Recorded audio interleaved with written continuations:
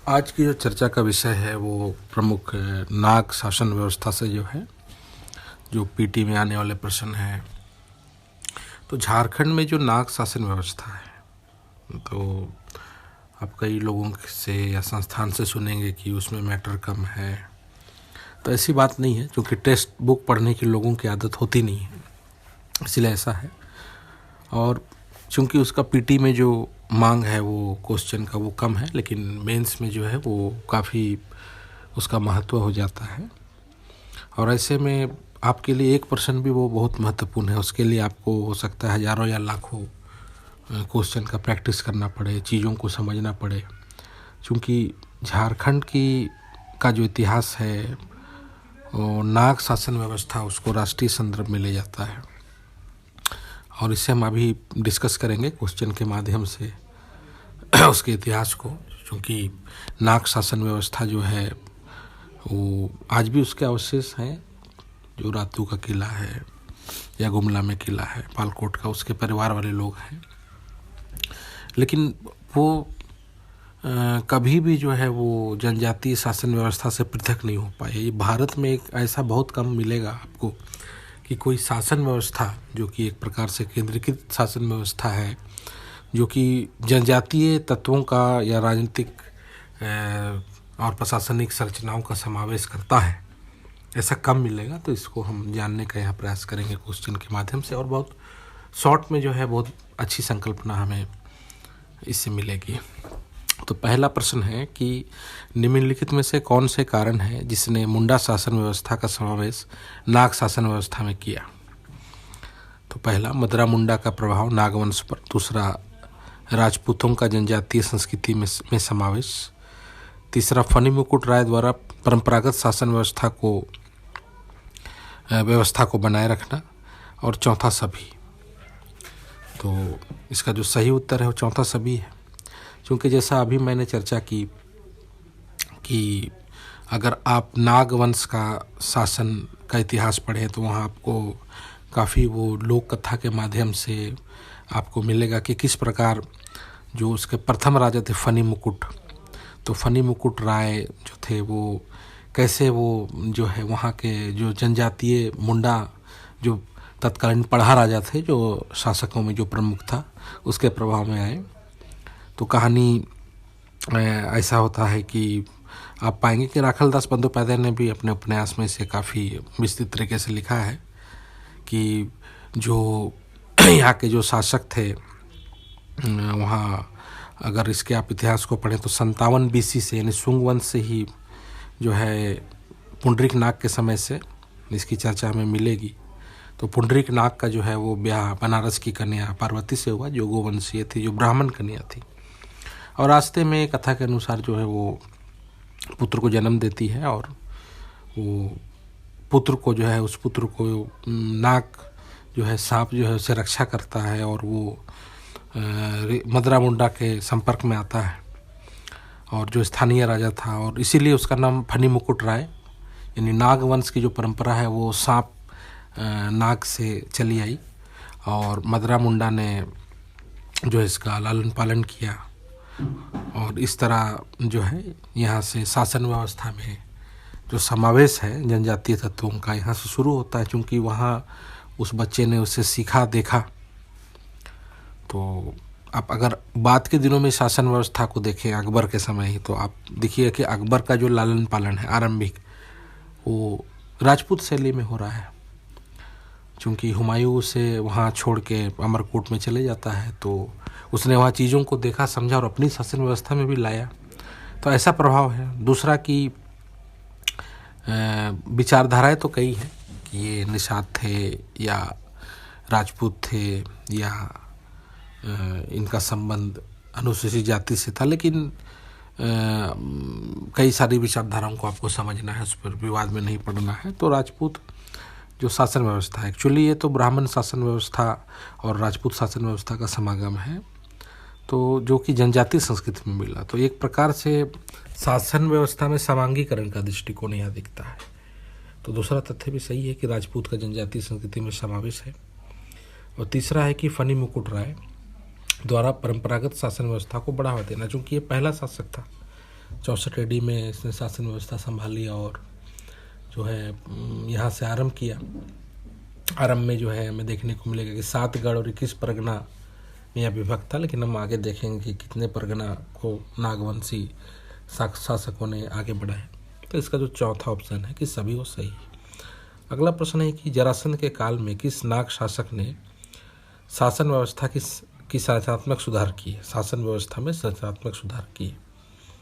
तो पहला फनी मुकुट राय, दूसरा मणि राय, तीसरा सुंदर राय और चौथा महेश पाल। तो इसका जो सही उत्तर है वो तीसरा है, सुंदर राय। क्योंकि जो सुंदर राय अगर हम ले तो उसने पहली बार जो है जो नाग जो टाइटल है उसके स्थान पर राय रखा, जो जरासंध के समय का है। यानी आप उसको देखें तो वहाँ से जो कर मालगुजारी का जो दृष्टिकोण है उसने जरासंध से जो है वो आत्मसात भी किया और उसमें बड़े स्तर पर सुधार किए। क्योंकि वो व्यवस्था उस समय स्थायी नहीं थी, अस्थायी थी, लेकिन उसने शासनात्मक सुधार किए। और बाद के दिनों में हमें ये दिखेगा कि जो शशांक के काल में हमें ये देखने को मिलेगा, जो कि शशांक एक बड़ा शासक था, गौड़ शासक बंगाल का, तो उसके जो प्रशासनिक तत्व है उसका भी समावेश जो है वो सुंदर राय द्वारा किया जा रहा है। ये 606 AD की घटना है। और यहाँ से जो बाद के दिनों में जो अस्थायी से स्थायी कर वसूलने का मालगुजारी का दृष्टिकोण आरंभ होता है। और यहाँ रोचक बात ये है कि नाग के स्थान पर सुंदर राय ने राय जो है टाइटल को अपनाया है, क्योंकि एक रोचक बात है ये। तो इसका जो तीसरा ऑप्शन है सुंदर राय वो सही है। इसका विवरण भी हम राकल दास बंदोपाध्याय के उपन्यास पर टेक्स्ट पर हम देख सकते हैं। तो इतिहास का जो निर्माण है उसके पीछे लोक कथा, लोक गाथा इसका योगदान होता है। फिर उसी स्तर पर उसका अन्वेषण किया जाता है, चीज़ें पता की जाती हैं। तो इस प्रकार जो है साहित्यिक उसका जो महत्व है इतिहास का वो भी अधिक है, एक दूसरे से दोनों विरोधी नहीं है। अगला प्रश्न है कि गुलाम वंश के दौरान प्रथम स्थायी नजराना व्यवस्था किस शासक ने स्वीकार किया? तो पहला इसका ऑप्शन है हरिकरण, दूसरा मणिकरण, तीसरा त्रिशाखा नाग और चौथा भीमनाग। तो इसका जो सही उत्तर है हरिकरण। क्योंकि जैसा अभी मैंने चर्चा की कि इसका जो स्वरूप था वो अस्थायी था, लेकिन जब क्योंकि नाग शासन व्यवस्था में एक बहुत रोचक बात है कि इसने 2000 वर्ष शासन किया। यहाँ से आप अगर देखें तो अगर सिंधु घाटी के काल को देखें, 6th सेंचुरी BC के काल के बाद अब देखें, यानी उत्तर मौर्य काल में जब व्यवस्था जो शुंग है, कुषाण है, वहाँ हम देखें तो वहाँ से वो आरंभ होती है जो 1947 तक बनी हुई है। तो एक बड़ी लंबी श्रृंखला है जिसने प्राचीन भारत, मध्य भारत, आधुनिक काल सभी कालों को देखा है। और इसका विवरण पुराणों में भी हम आगे देखेंगे।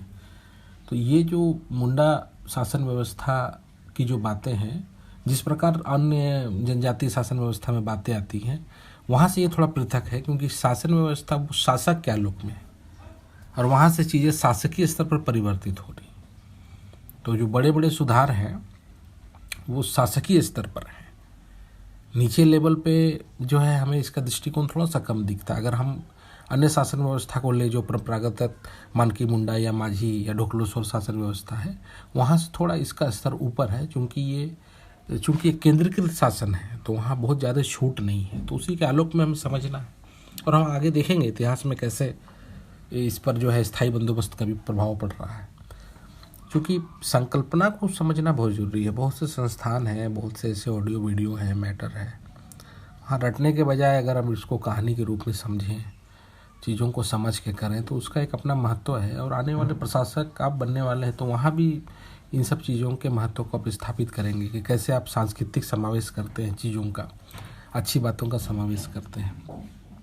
तो यहाँ हम हरिकरण राय की जब चर्चा करते हैं तो 1206 में आप देखिएगा कि गुलाम वंश में बाद के दिनों में जो आपको दृष्टिकोण मिलेगा कि नजराना को जो है जो सल्तनत काल के समय जो है बड़ा उसे रूट तरीके से, कठोर तरीके से वसूला गया और नजराना व्यवस्था जो है वो उसको कंपलसरी किया गया।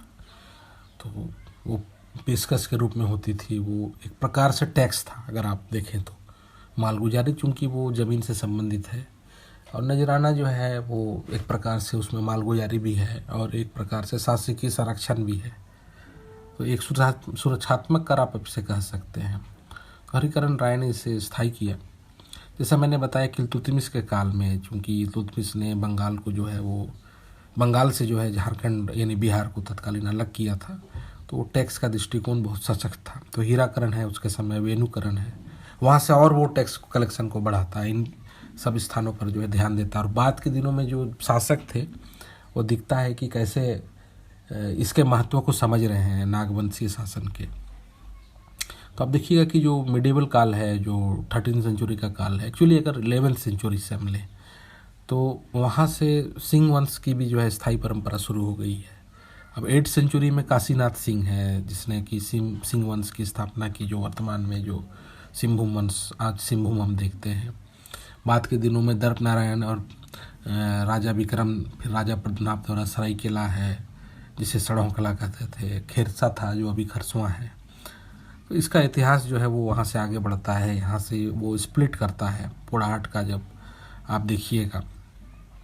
फिर मोहम्मद बिन तुगलक के समय में टेहलीकरण है, फिरोज शाह तुगलक के समय में शिवदासकरण है जिसने हपा मुनि 1401 गुला में इसका मंदिर का निर्माण किया। उसी समय रामगढ़ में जो है बागदेव ने जो है वंश को स्थापित किया। फिर सैयद वंश के समय उदयकरण है, लोधी के समय पृथ्वीकरण है, अकबर के समय मधुकरण शाह है, दुर्जन साल जहांगीर के समय है, फिर रघुनाथ शाह शाहजहाँ के समय है, मेदिनी राय औरंगजेब के समय है।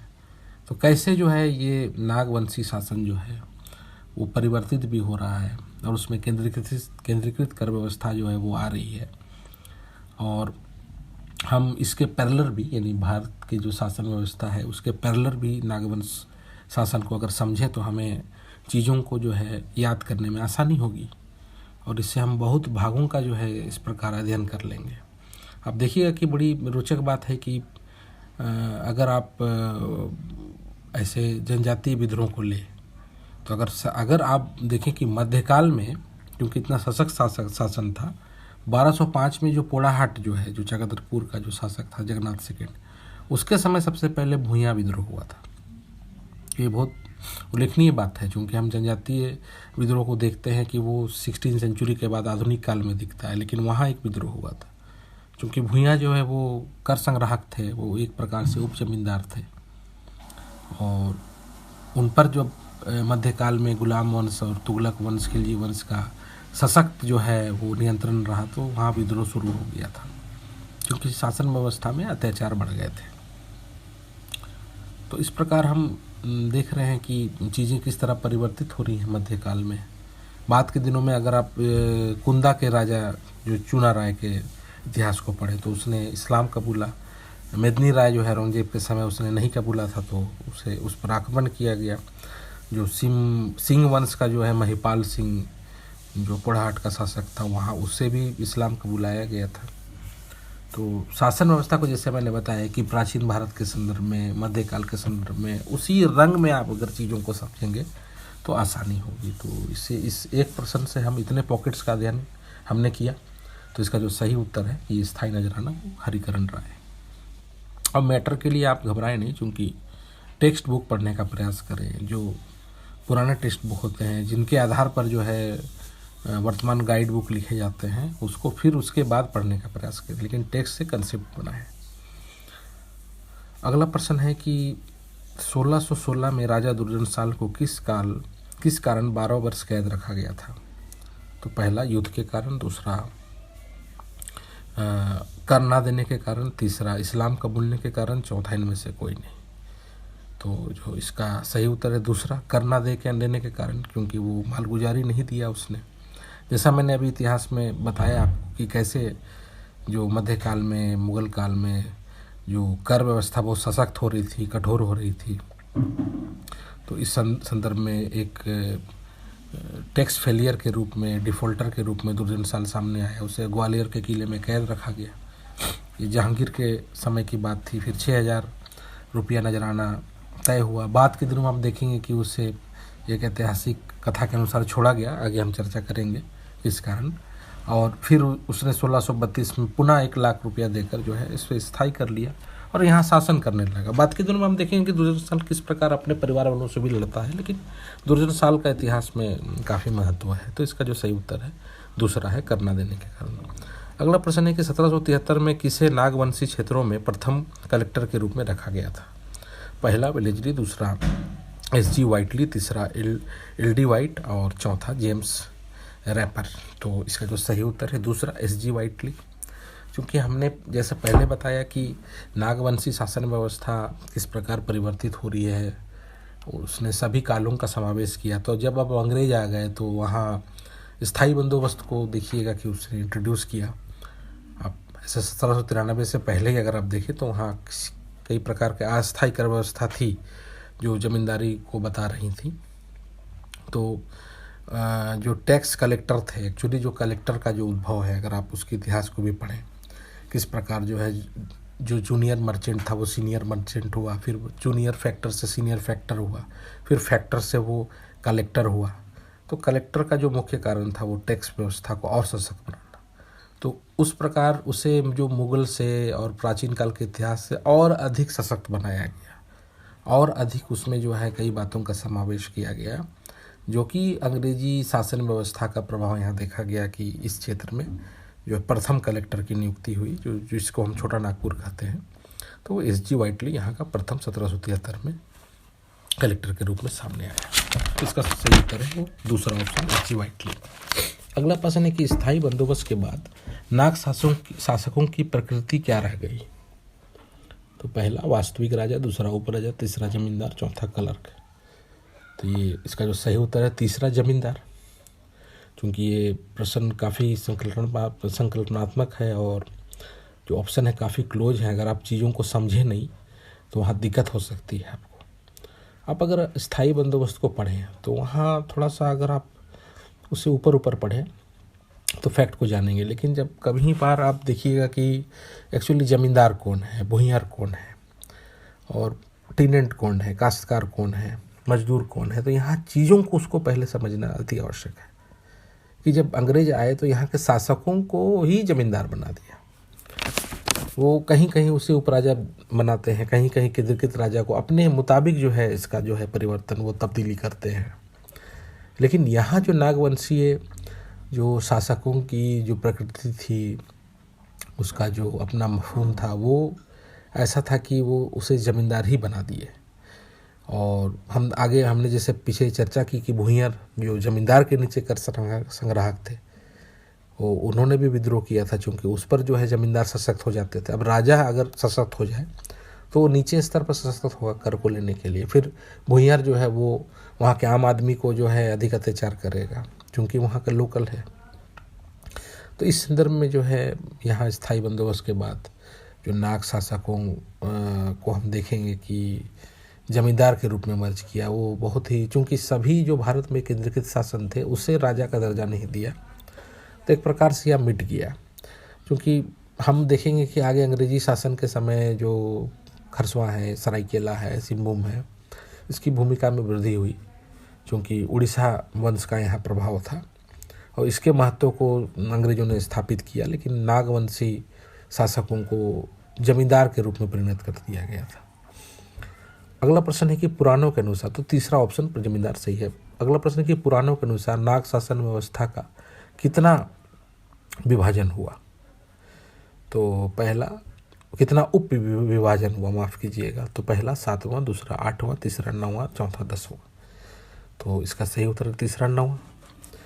क्योंकि जैसा मैंने बताया कि जो पुराण जो टेक्स्ट हैं वहाँ भी इसकी चर्चा की गई है, कितने शासन हैं, तो जितने शासक थे उसे उप विभाजन के रूप में दिखाया गया है। इसकी चर्चा वीरोत्तम पुस्तक में भी की गई है। वीर कुमार तलवार ने भी इसे अच्छी तरह लिखा है, जो उसके रेवेन्यू स्रोत के बारे में जो है वो उसे यहाँ से शुरू करते हैं।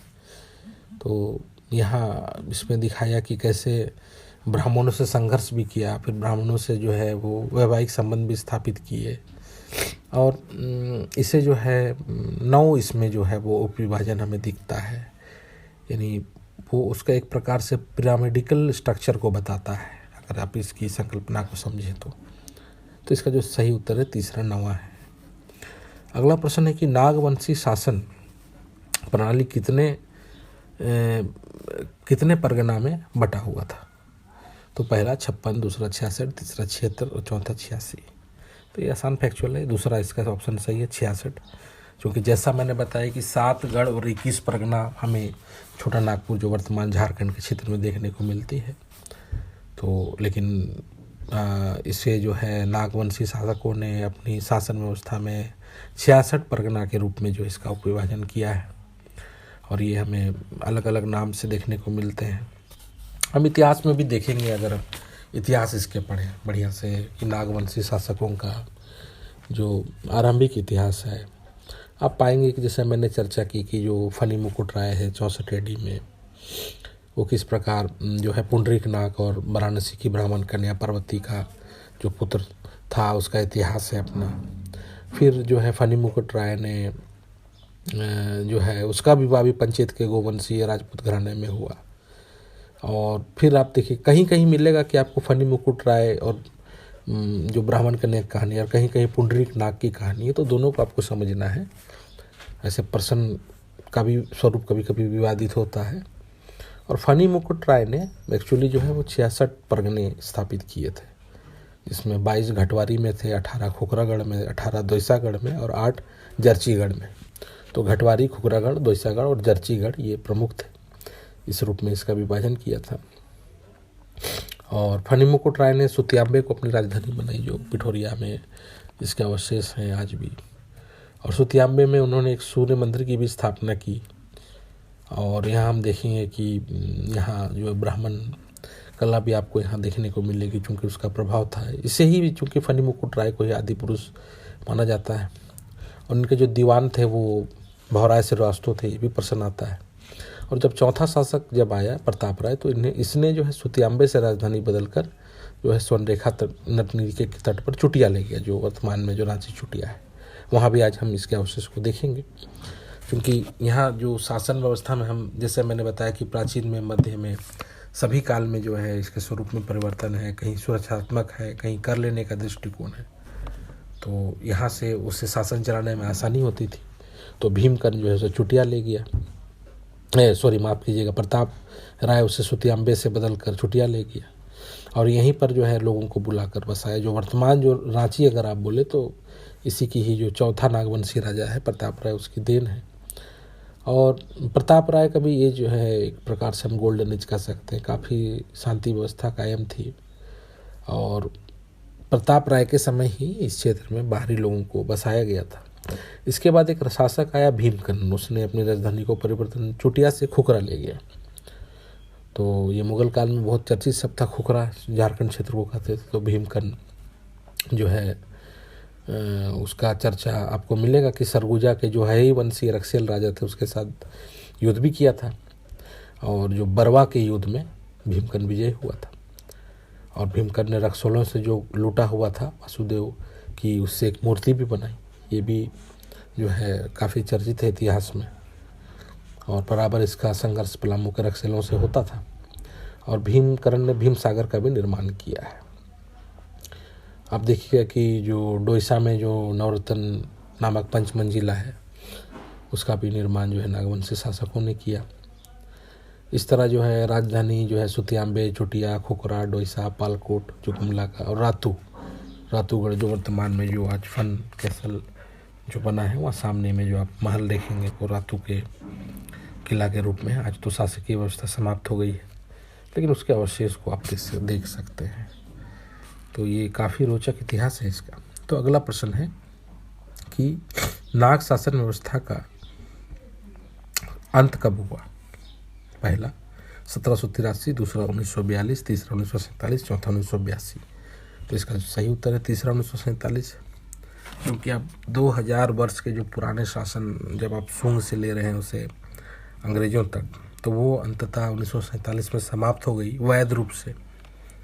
क्योंकि भारत जब आज़ाद हुआ तो उसके बाद जो है उस शासन व्यवस्था को कोई मान्यता नहीं दी गई। आज भी जब आप देखेंगे कि परंपरागत शासन व्यवस्था में जब 5th शेड्यूल है, जहाँ कहीं 6th शेड्यूल है, तो संविधान में नाग जो है शासन व्यवस्था को वो स्थान नहीं है। वो कहीं ना कहीं मुंडा शासन व्यवस्था में चीज़ें मर्ज हैं, या मानकी मुंडा सिस्टम में वो चीज़ें मर्ज हैं, या माझी परगणत में मर्ज हैं, लेकिन उसका अपना अलग अस्तित्व नहीं है। तो 1947 के बाद जो है वो समाप्त हो गया। तो इसका सही उत्तर है तीसरा, 1947। अगला प्रश्न है कि हीरा राजा के रूप में कौन जाना जाता है? तो पहला मणिकरण, दूसरा दुर्जनशाल, तीसरा हरराय, चौथा सुंदर राय। तो इसका जो सही उत्तर है दूसरा, दुर्जनशाल सही है।